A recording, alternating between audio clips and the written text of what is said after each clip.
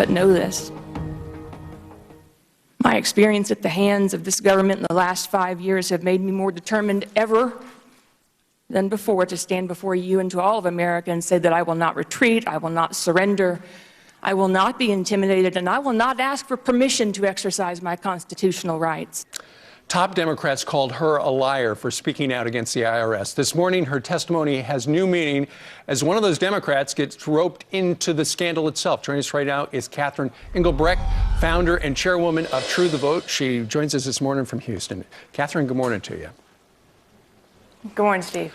I watched your video. I know it started out on C-SPAN. Now it's all over the internet. After watching that, I have no doubt that you were targeted by the federal government because of your political beliefs. That happened to you. You had never heard from the federal government until you started True the Vote. And then after that, how many federal agencies started knocking on your door?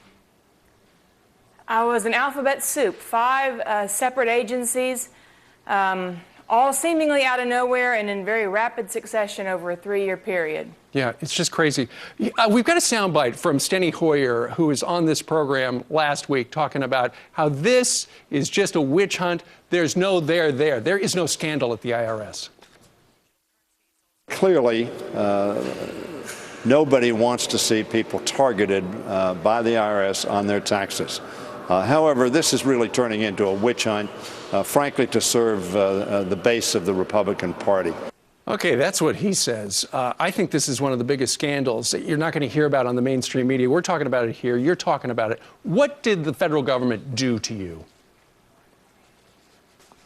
Well, it seems as though once I filed my nonprofit application with the IRS back in July of 2010, it seems as though that set into motion a series of events that ultimately would bring 5 government agencies to my door, and the interest of now, as we know, Elijah Cummings.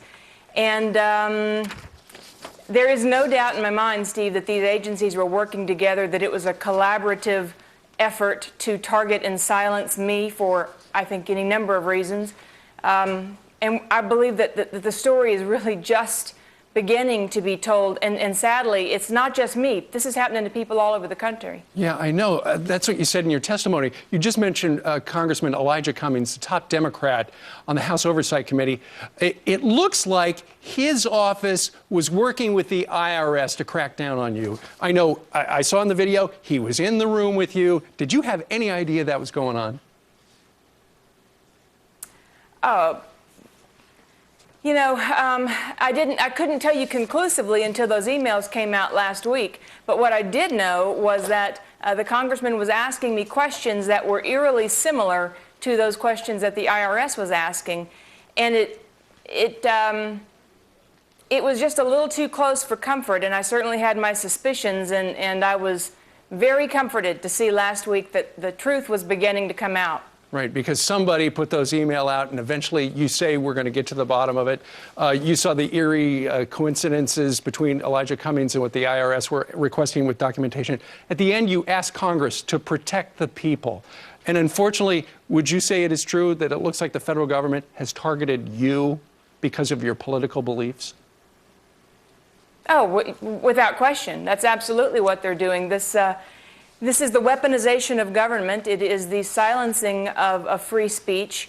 And it doesn't matter what side of the political aisle you find yourself on. This should be troubling to every American. You're absolutely right. It happened to you. It could happen to anybody. Catherine, thank you.